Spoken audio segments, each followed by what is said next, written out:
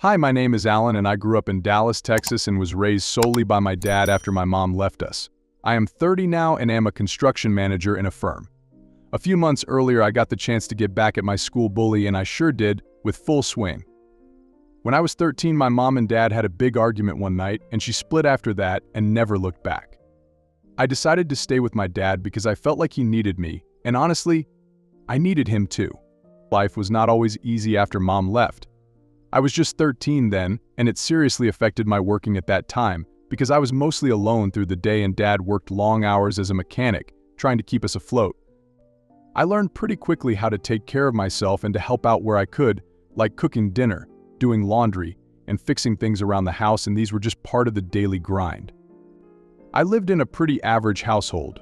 Our place was a modest, single-story house in a neighborhood where everyone knew each other. My dad and I were a tight team, especially after mom had left. That was a tough blow, but it brought dad and me closer.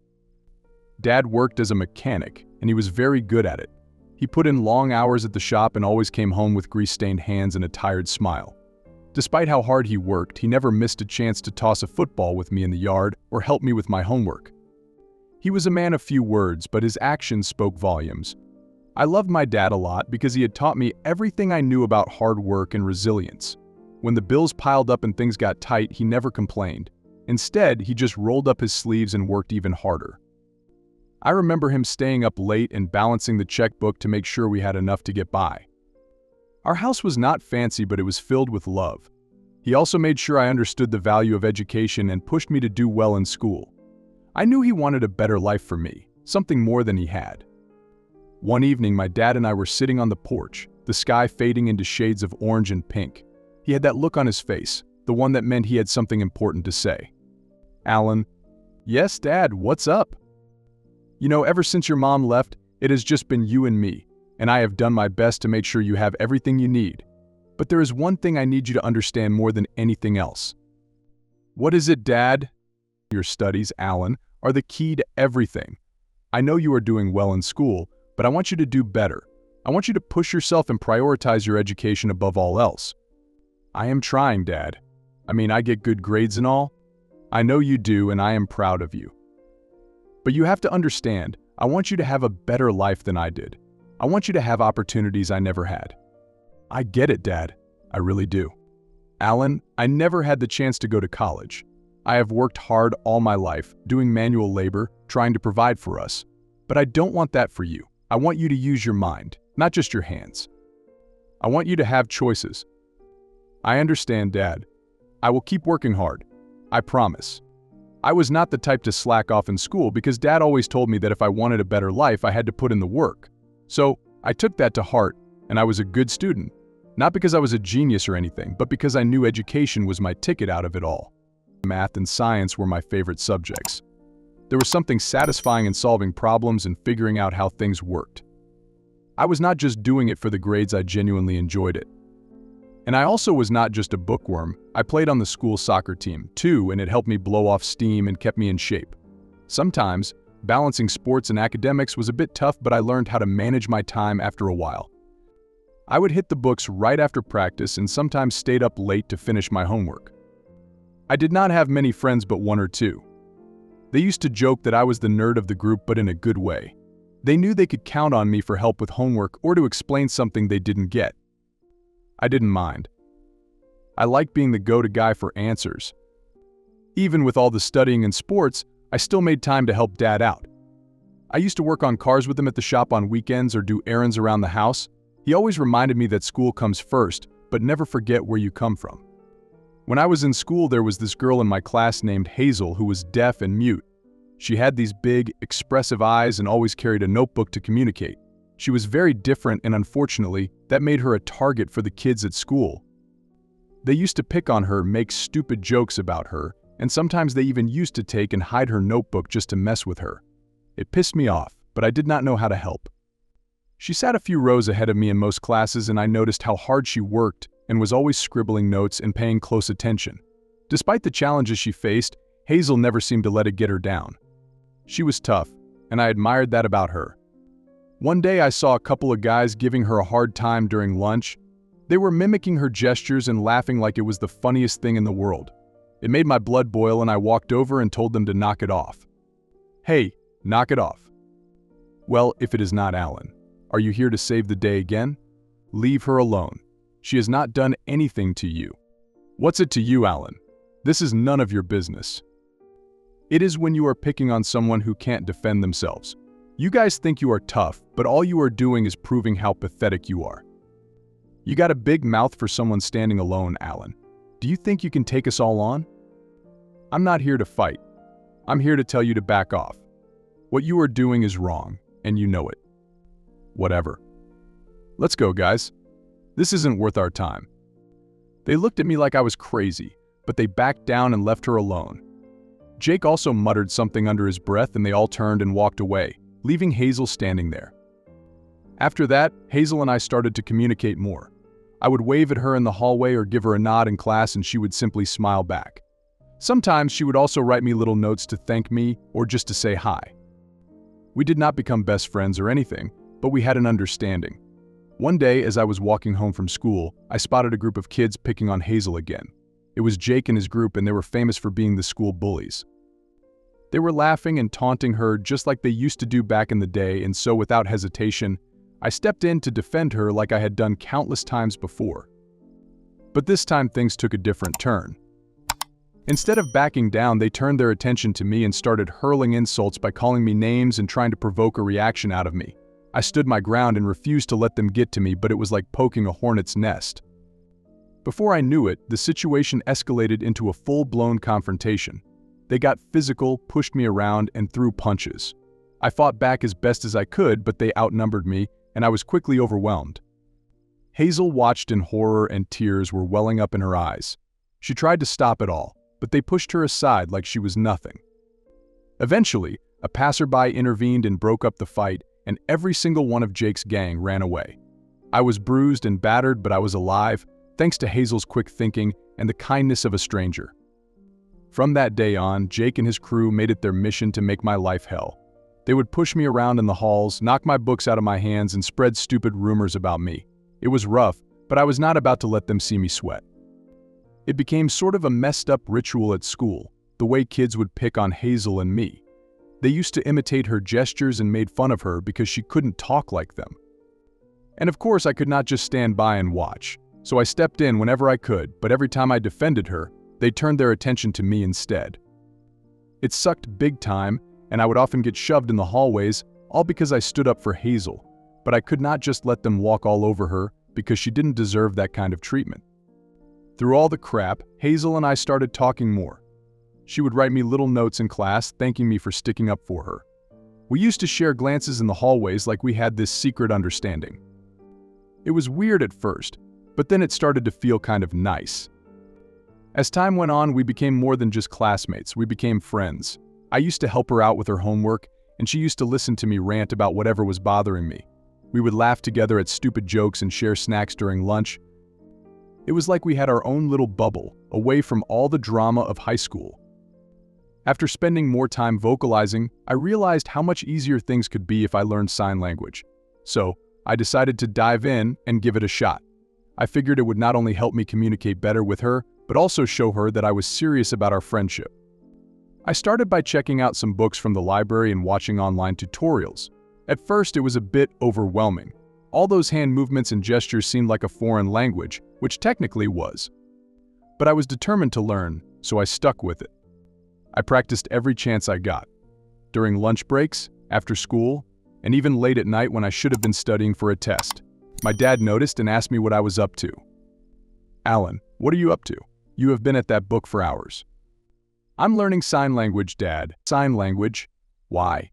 "There is this girl at school, Hazel. She is deaf and mute, and she gets picked on a lot. I have been standing up for her, but I realized I can't really communicate with her. I want to be able to talk to her, to really understand her." "That is really thoughtful of you, Alan. But isn't it a lot of work to learn a whole new language?" "Yeah, it is. But Hazel is a good person, and she does not deserve to be isolated just because she can't speak or hear like the rest of us.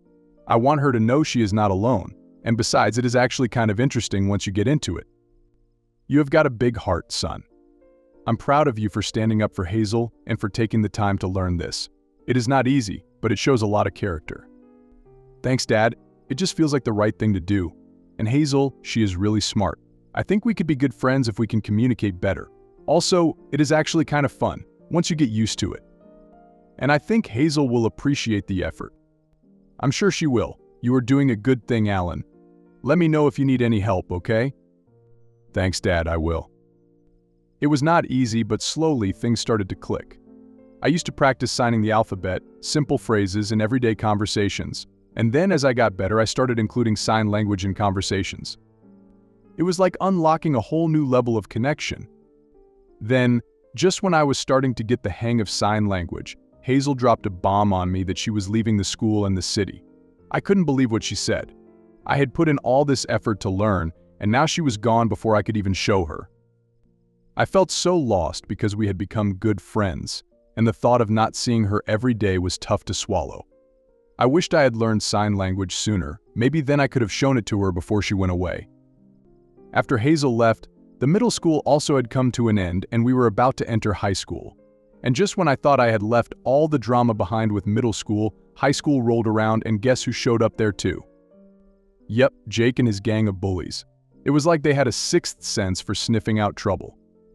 At first I thought that maybe they would move on and find new targets to harass, but they were back and they had their eyes set on me. It was like déjà vu because I was reliving the same nightmare all over again. They would again repeat the whole saga of pushing me in the hallways, calling me names and spreading stupid rumors about me. It felt like I was back in middle school and trapped in a never-ending cycle of harassment. I tried to ignore them and focus on my studies and my friends, but it was not easy. Their constant taunts and jabs wore me down and chipped away at my confidence bit by bit. I confided in my dad about what was going on, hoping he could offer some words of wisdom or a magic solution to make it all go away. He said he would talk it out with the school authorities, if I wanted, and also advised me to stand tall to these bullies. So that is exactly what I did. I stood tall and refused to let them see me sweat. I surrounded myself with good people who had my back and friends who lifted me up when I was feeling down, and it all made it much better, and slowly their bullying lost its power over me. I realized that their words and actions said more about them than they ever could about me, and I was not going to let a bunch of cowards dictate how I felt about myself. High school was tough, but in a weird way, it made me stronger and taught me to stand up for myself. Then after high school, I had plans of studying architecture, and so I enrolled in Texas A&M University. I worked my head off to get that architecture degree by pulling all-nighters in the library and cramming for exams like there was no tomorrow. But it was worth every ounce of effort. After graduating with a degree in architecture, I landed a job at a construction firm in Dallas. It was not exactly what I had in mind when I pictured my dream job, but one has to start from somewhere, plus the pay was decent, and so I figured it would be a good way to gain some hands-on experience in the field. The first few months on the job were tough. I was the new guy, the rookie, and was still trying to find my footing. But I was also eager to learn and prove myself, so I soaked up every bit of knowledge I could from everyone around me. As time went on, I started to find my groove and even got to work on some cool projects which included everything from office buildings to apartment complexes. It was challenging, but in the best possible way, and I loved the feeling of seeing my designs come to life, brick by brick. There were long hours and tight deadlines, but I would not have it any other way. Then, over the years, I bounced around a bit and hopped from one construction company to another, and each time hoped to find the perfect fit. It took some trial and error, but eventually I found my groove and landed a gig as a construction manager at an MNC. It did not happen overnight, though. I started at the bottom and worked my way up the ladder one step at a time. I put in the hours, the late nights, and the sweat, and all with the hope that it would pay off in the end. And it did. I climbed the ranks slowly and earned the respect of my peers and the trust of my superiors, and proved myself time and time again by taking on bigger projects, leading teams, and delivering results. Being a construction manager was not easy and was a constant juggling act of balancing budgets, schedules, and personalities, but I thrived on the challenge and loved every minute of it. After years of hard work and dedication, I settled into my role as a construction manager and did my job of overseeing projects and leading teams with confidence. But just when I thought I had it all figured out, life threw me another curveball in the name of Jake, my high school bully. I could not believe it when I heard that he had started his own construction company, and one that was now a big competitor of my firm. It felt like history was repeating itself and like I was back in high school all over again. Then one day I ran into Jake at a construction industry event, and it felt like stepping back in time. He seemed just as arrogant and bossy as I remembered and strutted around like he owned the place. It made my blood boil, seeing him acting like he was king of it all. I thought about confronting him and calling him out for all the things he put me through, but I knew it was not worth it and decided to ignore him. But all my attempts were in vain when he saw me and walked over with a smug smile on his face. Well, if it isn't Alan. Long time no see, buddy. Hi, Jake. Yeah, it has been a while. I heard you are a construction manager now. Moving up in the world, huh? Yeah, I'm doing all right. How about you? Oh, running my own company. We are one of the top firms in the state now. Probably because we don't settle for mediocrity. That's great, Jake. Congrats on your success. You always were the goody two-shoes, Alan. Still trying to save the world? Just doing my job, Jake. Same as everyone else here. You always were a bit of a doormat. Always sticking up for the underdogs, thinking you could make a difference. And you always were a bully, Jake. I guess some things never change. Watch it, Alan. You are not in high school anymore. This is the real world. Trust me, I know. And in the real world, people like you don't get to push others around forever. Big talk for someone who has always been in second place. But hey, keep dreaming. I'm not here to argue, Jake. We are both professionals, so let's act like it. Whatever you say, Alan, just remember, the real world isn't fair. And people like me, we make the rules. Talking with Jake confirmed my suspicion that he had not changed one bit, and getting into a pissing contest with him would only drag me down to his level. So instead, I focused on what I did best, and that was my job. As we parted ways, I made a mental note to keep an eye on him and his company because I may not have been able to stand up to him in high school, but this time, things were different. And this time, I was not about to lose. Then, one day, I was caught up in overseeing a construction project when a car pulled up out of nowhere and a gorgeous woman leaned out of the window and signaled hurriedly at me. I was a bit taken aback, because who expects to be flagged down by a stranger using sign language out of nowhere, and also because it had been years since I had used it, but I still understood what she wanted to say. She seemed urgent, so I leaned in closer to catch her gestures, and she was asking me to get in her car. I hesitated at first, but she assured me she needed my help and promised to explain everything, and so against my better judgment, I agreed. As she drove, I couldn't shake the feeling that I knew her from somewhere and that her features and mannerisms were somewhat familiar. And then it all hit me when we stopped in front of Hazel's house. It was Hazel. It had to be Hazel. I had visited her house a dozen times growing up and remembered it all too well. The woman pulled up in front of the house and I sat there in shock. She then stepped out of the car with a smile spreading across her face as she signed, "Surprise." I was speechless and tried to process the whirlwind of emotions crashing over me. It had been years since I had seen her and it felt so good seeing her again. Hazel and I then sat on her porch, catching up on old times like no time had passed at all. We reminisced about our favorite childhood memories and shared stories about where life had taken us since we last saw each other. I could not help but smile as I listened to her talk, through signs, and now I was able to talk to her through it too, after all those years. She told me how she had recently moved back to Texas and was working as a software engineer. I couldn't believe it that the quiet, shy girl I used to know had grown into this tech-savvy woman. Then Hazel explained that she had only found out about me recently, thanks to some mutual friends who mentioned my name in passing, and she said that she had been meaning to reach out, but life had been hectic and time had slipped away. Then Hazel explained the real reason that she had brought me here. She had recently come into contact with Jake because of some construction-related work, but had no idea that the company was owned by him. And her experience had been bad, to say the least, in sign language. "Wait, you have been working with Jake?" Hazel nodded, looking troubled. "Yeah, I had no idea it was his company. I was desperate to get some construction work done, and his firm came highly recommended. It was not until I met him face to face that I realized who he was. And let me tell you, Alan, it was a nightmare. The guy has not changed one bit. Still the same arrogant self. I know I met him a while back. He is a hopeless case. There is more to him and his company, Alan. He has been cutting corners, using subpar materials, bribing inspectors, and whatnot. He has built his empire on a foundation of lies and deceit. How do you know this? I came to know from a source and I could not let it go, so I started digging and managed to get a job on the inside. posing as a project manager. It was not easy, but I gathered enough dirt to bring him down. Hazel, you are incredible. But why me? Because you know the construction industry inside and out, Alan. You have got the expertise and the credibility to make our case solid.